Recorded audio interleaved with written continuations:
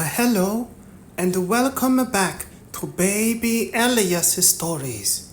We now return to The Inugami Curse by Seishi Yokomizo. The Three Heirlooms.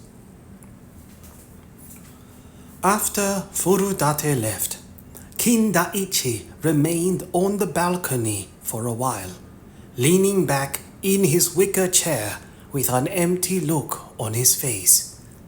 The autumn had grown deep in this mountainous region, and a pleasant breeze swept shimmering over the azure green surface of the lake.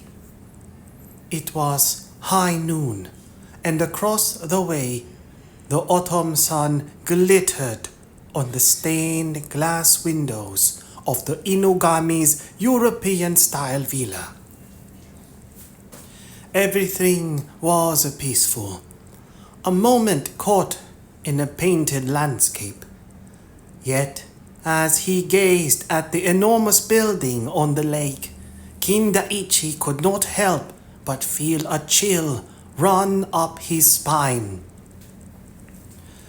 At that very moment, Sahei's will, a will whose contents, according to Furudate, were explosive, was about to be read. What would happen inside that elegant mansion when Sahei's last instructions were made known? Kindaichi again picked up the life of Sahei Inugami.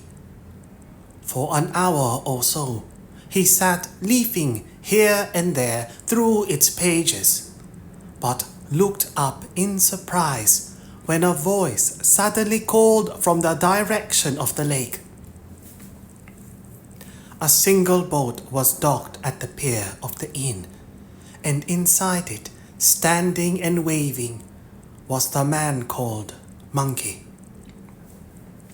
Kindaichi frowned and leaned over the railing because Monkey seemed to be beckoning to him. "Are you calling me?"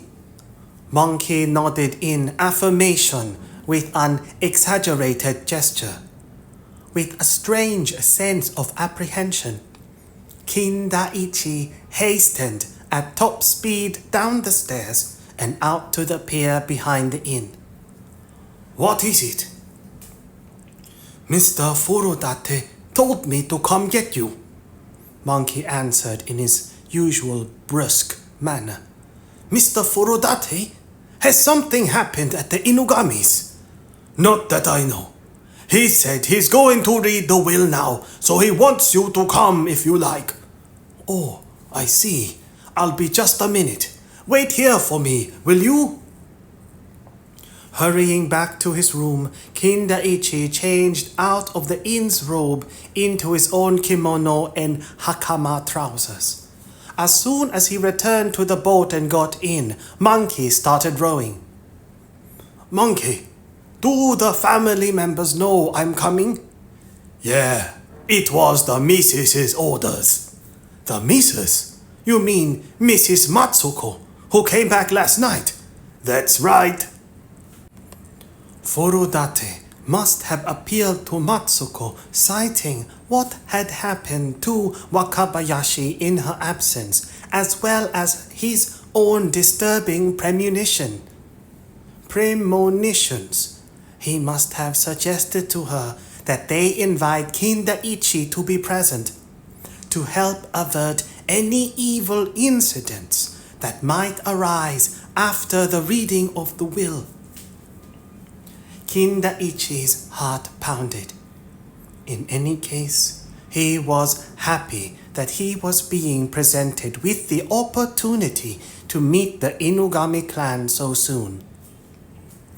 "Monkey, has Miss Tamayo been all right since the problem with the boat?"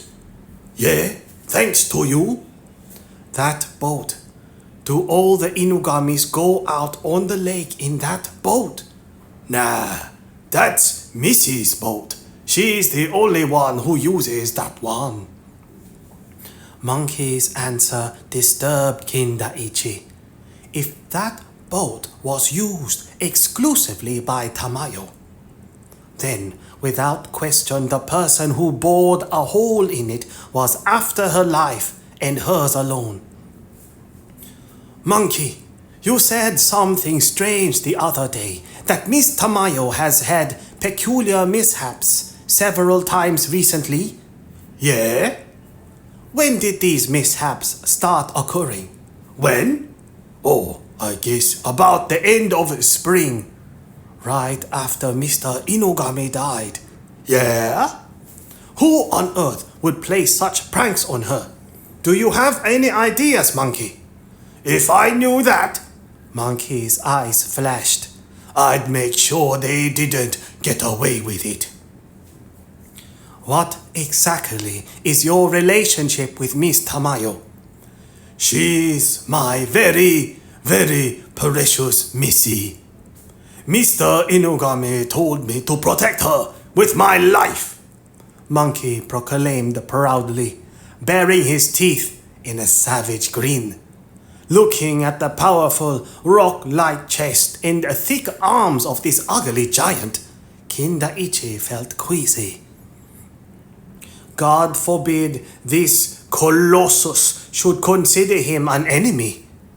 No doubt Monkey always guarded Tamayo like a faithful dog would, and if anyone should so much as try to harm a hair on her head, he would immediately pounce on the culprit and break that person's neck. By the way, Monkey, I heard Kiyo returned last night. Yeah? Monkey grew taciturn again. Taciturn. T-A-C-I-T-U-R-N. Taciturn. Temperamentally disinclined to talk. Taciturn. Closed mouth, silent, tight-lipped, uncommunicative. Taciturn. Monkey grew taciturn again. Did you see him? Nah, nobody's seen him yet. Did Kiyo? As Kindaichi began to speak, the boat passed through the sluice gate and glided into the boathouse of the Inugami estate. Exiting the boathouse, Kindaichi was astounded by the huge number of large bloomed potted chrysanthemums placed everywhere throughout the extensive grounds. Even though Kindaichi was not particularly given to botanical appreciation, he could not help but marvel at these magnificent specimens at the height of their glory. In one corner of the grounds, there was even a chrysanthemum field covered with a latest paper screen to protect the flowers from frost. How magnificent! Whose work is this? I take care of them. The chrysanthemums, one of the Inugami Heirlooms. Heirlooms, Kindaichi repeated. But Monkey began walking rapidly ahead without answering and led him into the foyer. Guests here, called Monkey, and a maid immediately appeared from somewhere inside the house. Please come in. They're waiting for you. She led Kindaichi down a long, long corridor that seemed never to end, then on through a maze of other corridors that opened onto countless tatamami mat rooms. Not a soul, however, was to be seen in any of them. In the entire house, intense expectation of the momentous event was as hushed as a graveyard. The maid finally reached the room where the Inugami Clan had assembled. Your guest has arrived, she said. And after dropping to her knees and bowing slightly, hands touching the floor, she slid open the door. At that instant, Kindaichi felt all eyes turn simultaneously to him. Furudate acknowledged him with his eyes and said, "Thank you for coming. Please, have a seat over there. I hope you don't mind being seated at the back of the room." When Kindaichi bowed slightly and sat down, Furudate continued. "Ladies and gentlemen, this is Mr. Kosuke Kindaichi, whom I was just telling you about." Each of the Inugamis acknowledged Kindaichi with a slight nod of the head. Kindaichi waited until everyone's eyes had left him and were focused on the lawyer once again, and then he slowly glanced around the room. The large room in which they were seated had been made by removing the partitions between 12 map rooms. Placed on the plain wood altar at the head of the room was a photograph of the late Seishi Inugami, adorned with large chrysanthemum blooms. In front of the altar sat 3 young men, wearing formal black kimonos.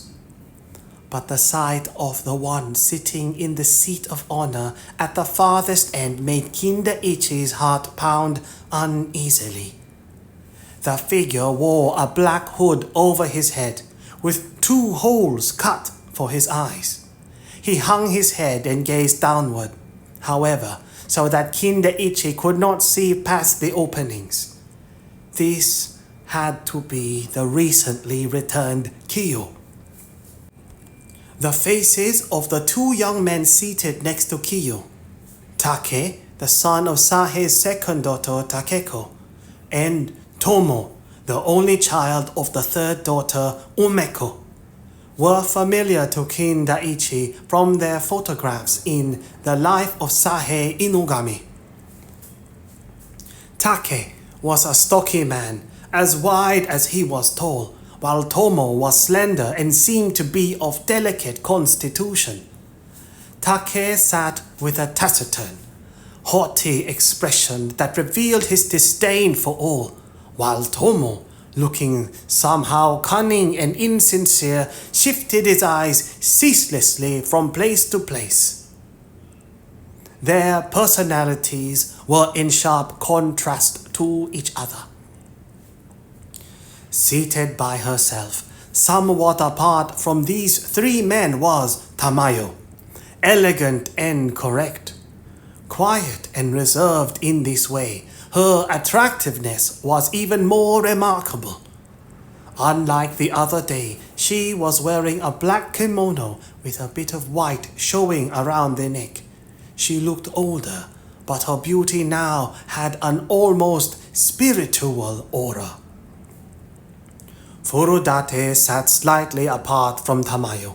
Facing Tamayo were, in order, Matsuko, Takeko and her husband, Toranosuke, their daughter, Sayoko, and Umeko, and her husband, Kokichi.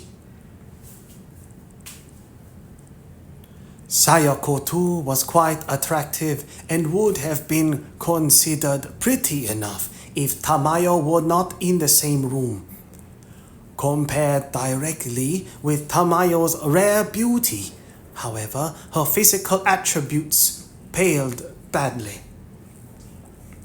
Sayoko herself seemed aware of this, for the looks she cast at Tamayo were filled with tremendous hostility. Her beauty concealed thorns. Furudate, with a light cough, took up the thick envelope he had in his lap. "I will now read the last will and testament of Mr. Seishi Inugami. But before that, I would like to make a request of Mrs. Matsuko." Matsuko looked at Furudate without a word.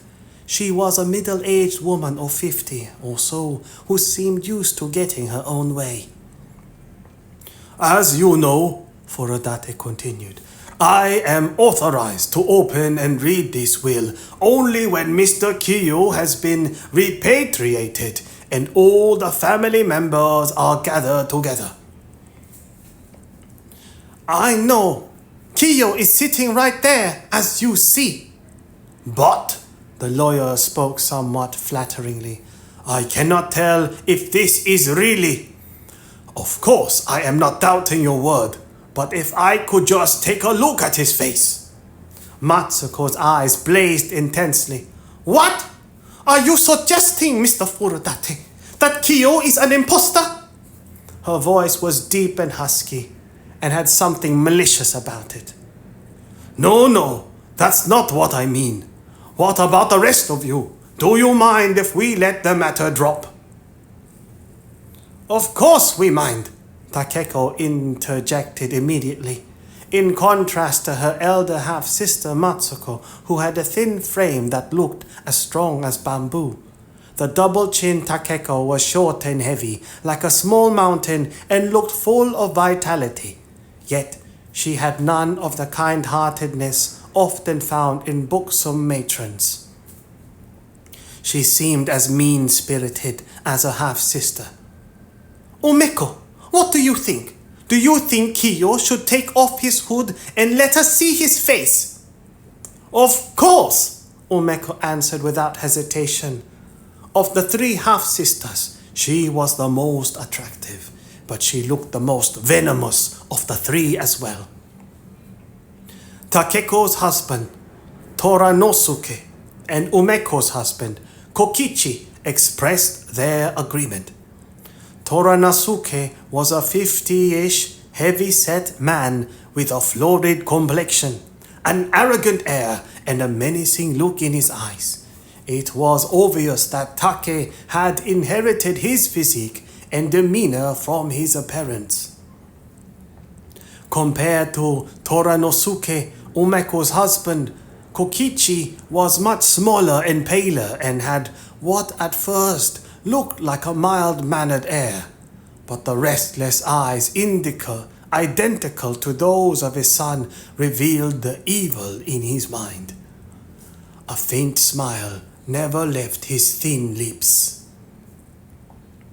The room grew hushed for a moment, and then Matsuko suddenly screeched, "Kiyo! Take off your hood for them!" The hooded head jerked.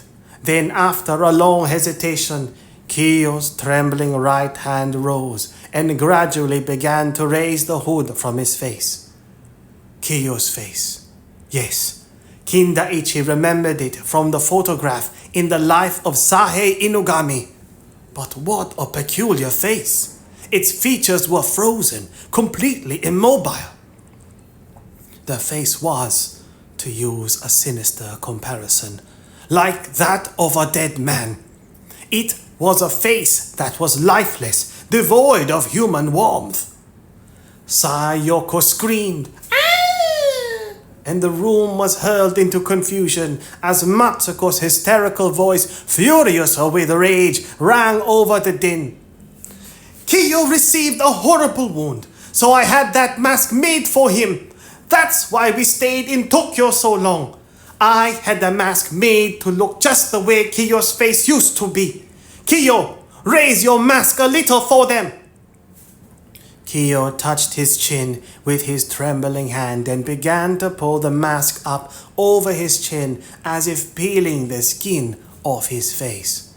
Sayoko again screamed sharply, "Ah!" Kindaichi could not keep his knees from shaking. He felt something heavy in the pit of his stomach, as if he'd swallowed a lead. From beneath the precisely made rubber mask appeared a jaw and lips that looked identical to those on the mask. They looked perfectly normal. When Kiyo raised the mask further, however, Sayoko screamed a third time, "Ayaw!" Kiyo's nose was gone.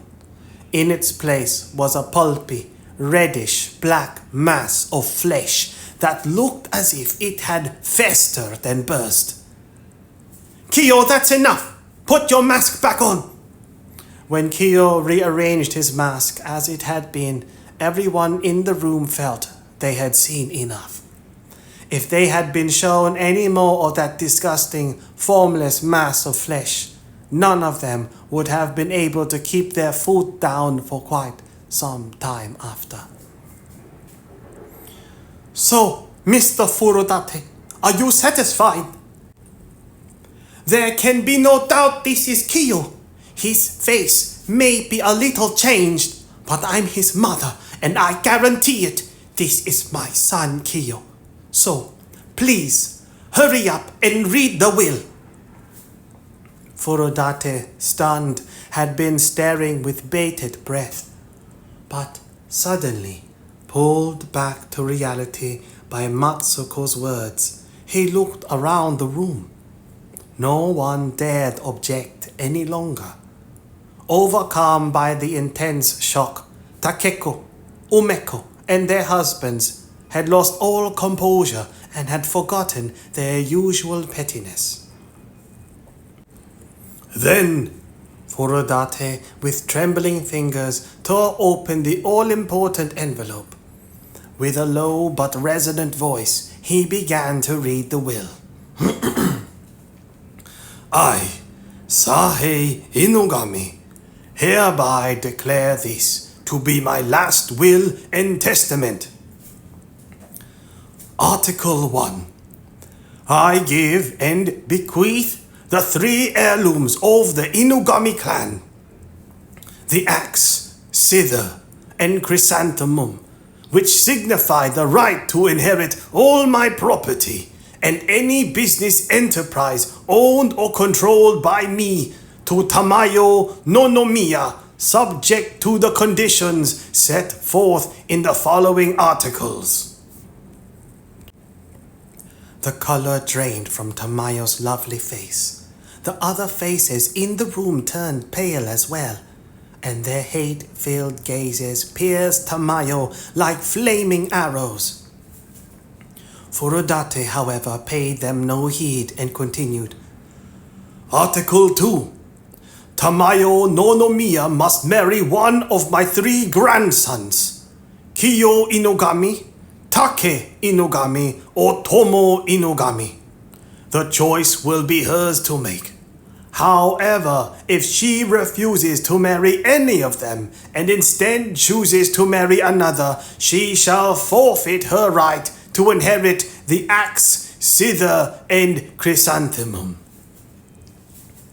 In other words, all the Inugami property and businesses would fall to whichever of the 3 Inugami grandsons, Kiyo, Take, or Tomo, could win Tamayo's love. Kindaichi shuddered with an indefinable excitement, but the will had more strange surprises in store. The blood-colored will. With shaking voice, Furudate continued reading the will. Article 3. Tamayo no Nomiya must choose to marry either Kiyo Inugami, Take Inugami, or Tomo Inugami within 3 months of the date of the reading of this will. If the one she chooses refuses to marry her, he will forfeit all claims to my estate. Therefore, if Kiyo, Take, and Tomo all refuse to marry Tamayo, or if all 3 predecease her, Tamayo shall be released from the conditions set forth in Article 2 and shall be free to marry anyone she wishes. Predecease, to die before another person, to die first, predecease.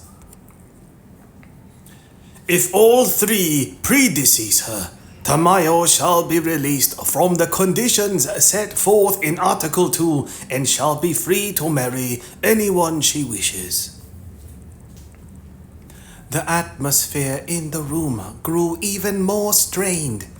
Tamayo, as white as a sheet, bent her head low.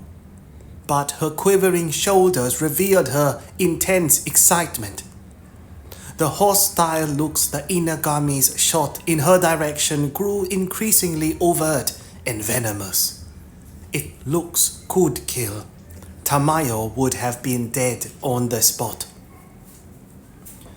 Within this tense, dangerous atmosphere, Furudate's shaky but resonant voice continued like a chant summoning the evil spirits of revenge from the depths of hell. Article 4. If Tamayo no Nomiya forfeits or loses the right to inherit the axe, zither, and chrysanthemum, or if she dies before or within 3 months of the date of the reading of this will, any business enterprises owned or controlled by me shall pass to Kiyo Inugami.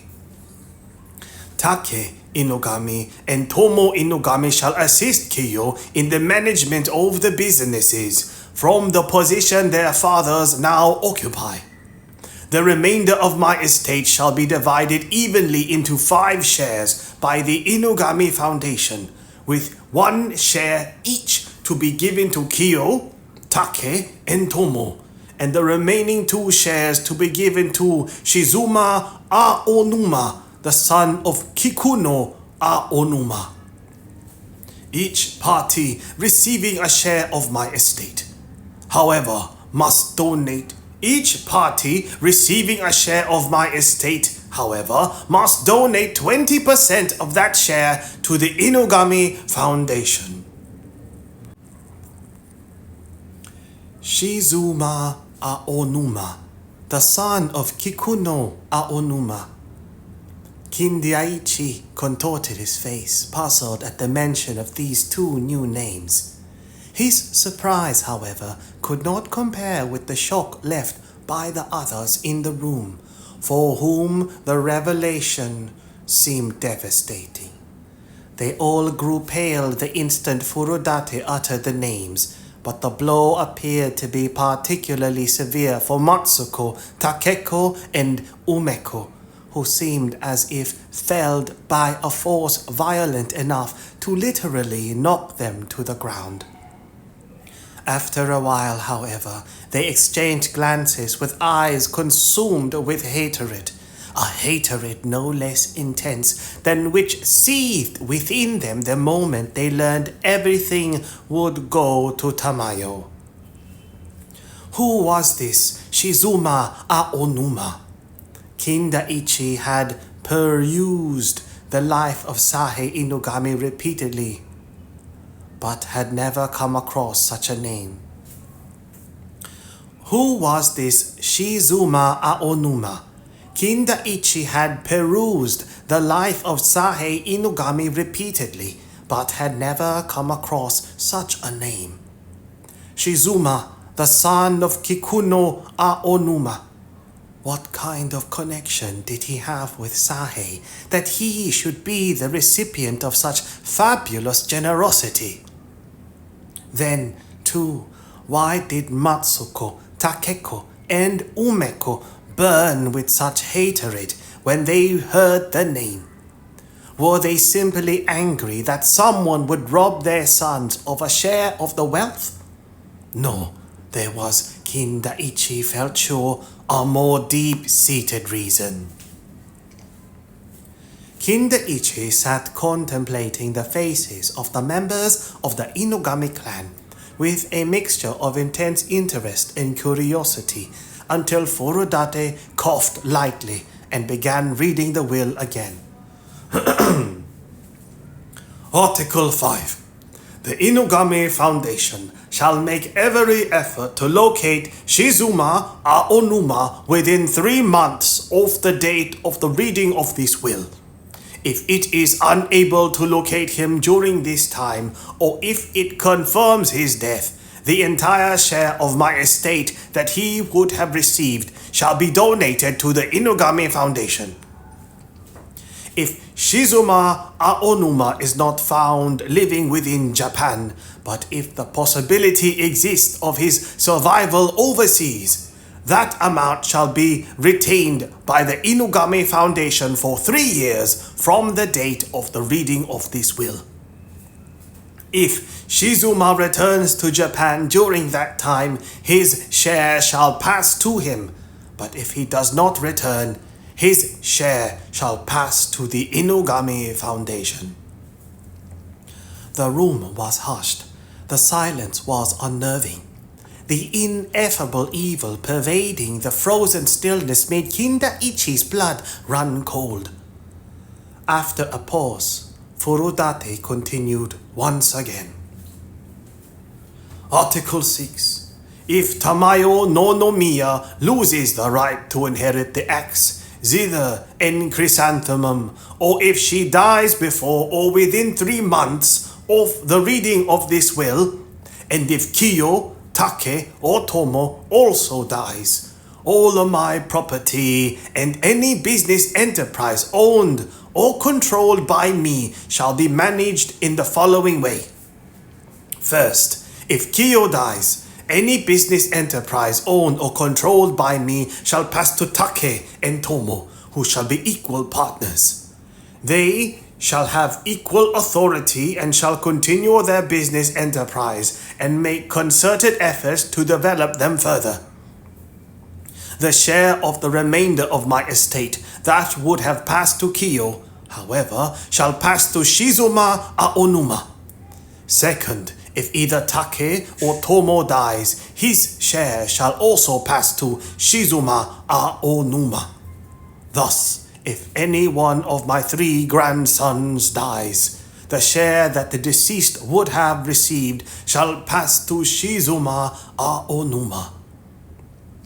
That share shall be managed as specified in Article 5, depending on Shizuma's survival or death.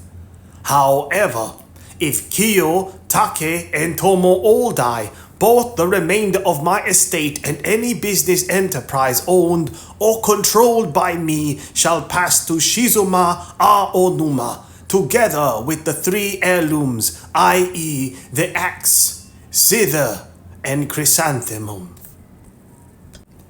Zither, a stringed instrument having usually 30 to 40 strings over a shallow horizontal soundboard and played with pick and fingers. A zither.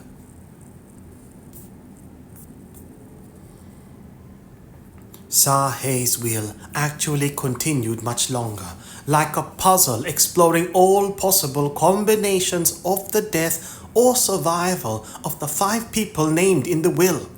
Tamayo, the 3 cousins, Kiyo, Take, and Tomo, and the man named Shizuma Aonuma.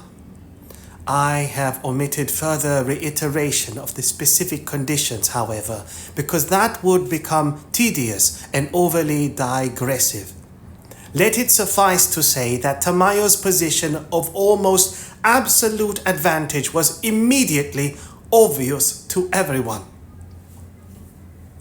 It was unthinkable that Tamayo, young and healthy as she was, would die within the next 3 months. That being the case, the decision as to who would actually inherit the entire Inugami estate and its businesses would be hers alone to make.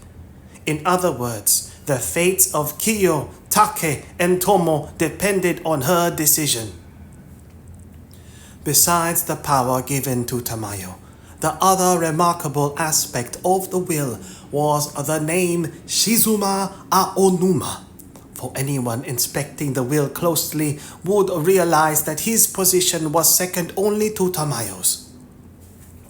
Kiyo, Take, and Tomo could receive a share of their grandfather's fortune without being affected by Tamayo's opinion of them, only if she forfeited her rights or died. But if that happened, then this Shizuma would suddenly come into the picture. True, he would not be able to participate in the Inugami businesses, but in the division of the estate, his share would amount to twice that received by each of the other 3. Moreover, although no benefit would accrue to Kiyo or his 2 cousins if Shizuma died, accrue, to come into existence as a legally enforceable claim. Accrue, to come as a direct result of some state or action. Accrue. Moreover, although no benefit would accrue to Kiyo or his two cousins if Shizuma died, if the reverse were to occur, that is, if either Kiyo, Take, or Tomo should die, the dead man's share would go right into Shizuma's pocket. What was more, if Tamayo and all three cousins were to die, then everything, the entire Inugami estate and all the businesses, would pass directly to this mysterious person called Shizuma Aonuma. In short, according to the terms of the will, all Sahei's fortune and businesses would first be under Tamayo's control and, if it should come to this, would ultimately go to Shizuma. Within this scheme, there was no possible way that Kiyo, Take, or Tomo could monopolize the property and businesses of the Inugami clan. Even if one cousin were to survive and all the rest, including Tamayo and Shizuma, were to die, he still would not receive all the family fortune, because the share that would have gone to Shizuma would then be donated directly to the Inugami Foundation. What a strange will! What a cursed, malicious will! Kindaichi could now understand why Furudate had feared that it would hurl the members of the clan into conflict, kin against kin. Was Sahe really of sound mind when he wrote this will? If he was, then why was he so cold to his own blood grandchildren, yet so kind to Tamayo, descended from his revered benefactor, though she may be, as well as to this unknown named Shizuma Aonuma? No, it was not just Sahe's three grandsons who were slighted by his will.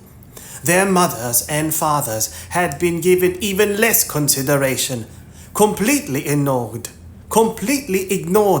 In fact, Matsuko, Takeko, and Umeko were Sahe's blood daughters, but they had been totally left out in the cold. Sahe was said to have been cold to his daughters in life, but that his coldness would be this extreme, Kindaichi, swept by a horrible, powerful sensation, sat studying the faces of the family members. The sinister mask, with its supernatural aura, prevented Kindaichi from reading the expression on Kiyo's face. But the intensity of the shock he had received was apparent in the fine trembling of his shoulders. The hands he held on his knees shook violently, as if with fever, and sweat began to pour from beneath his mask, streaming down from his chin over his throat. Take, with his squarish build, stared at the point on the floor in front of him in a wide-eyed daze. Even this arrogant and insolent man seemed overwhelmed by his grandfather's peculiar will. His face, too, was covered with sweat. Tomo, sly and insincere, could not be still for a moment. He shook his leg incessantly in a way that would irritate even a casual observer, and he rapidly glanced now here, now there, spying on the faces of the others in the room. His eyes were drawn, as if by a magnet, to Tamayo, and his thin lips curved upward in a faint smile that contained both hope and anxiety. Take's younger sister, Sayoko, sat with her attention riveted on Tomo. With bated breath, her entire body tense, she watched her cousins in sincere manner, sending silent prayers and appeals in his direction. Realizing their ineffectiveness and seeing him again ogling Tamayo, however, she bit her lip hard and looked down sadly. Matsuko, Takeko, and Umeko were fury incarnate. Their bodies seemed ready to burst with the darkest emotion. Hatred, no doubt, for the dead Sahe. Then, when they remembered that the object of their hatred was no longer there to receive it, they redirected their animosity toward Tamayo.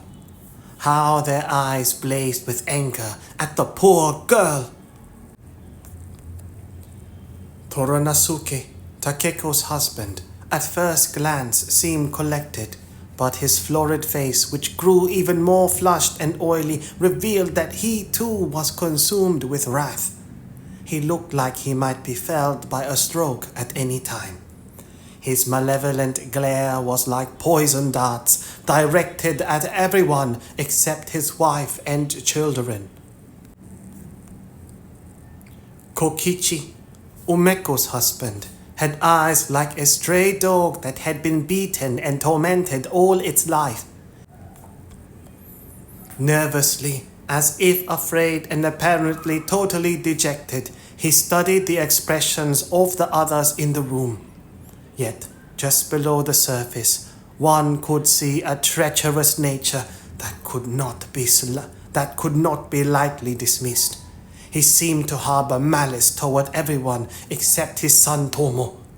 He even glared at his wife. Finally, there was Tamayo. Her attitude when the reading of the will was finally over was something to behold. She had gradually regained her composure as Furudate had gone through the articles, one by one, and by the time he had finished, she was still pale, but was in no way daunted or agitated. Tamayo sat perfectly poised, silent and alone, like a beautiful clay figure. Did she not notice the looks of hatred? The Inugami shot at her like fiery arrows. She sat poised and silent, yet in her eyes there was a strange light, as if in a trance she were pursuing a dream. Suddenly someone shouted, "I don't believe it! I don't believe it! That will is a fake!" Kindaichi looked in surprise toward the voice. It was Sahe's oldest daughter, Matsuko. No! That is not father's real will! Someone! She took a deep breath. It's someone's plot to steal the Inugami fortune! It's a complete forgery! Her shrieking voice filled the room. Furudate's eyebrows twitched, and he began to cough and mumble at the same time. Promptly regaining his composure, however, he took out his handkerchief, wiped his mouth, and spoke in a deliberately calm, admonishing tone. "Mrs. Matsuko, I too cannot help but wish that this will were a forgery, or that even if it does reflect Mr. Inugami's true wishes, there were some flaw in its format that would make it legally invalid. But Mrs. Matsuko, no, let me make this clear not only to Mrs. Matsuko, but to all of you. This will is absolutely genuine and completely satisfies all legal requirements. If any of you have any objections to this will and intend to contest it in court, that's up to you. But let me tell you, you will probably lose your case. This will is perfectly binding, no matter what you say. The spirit of this will must be followed to the letter and its instructions carried out in full." So Furudate explained, slowly and deliberately, looking one by one at all the family members, starting with the masked Kiyo. Finally, his gaze reached Kindaichi. Seeing the uneasiness, anxiety, fear, and even more, the unspoken appeal that issued forth from Furudate's eyes, Kindaichi nodded slightly. Then, as he looked once again at the lawyer's hands clutching the document, he felt a nameless horror. It was as if blood were oozing from the pages of the will.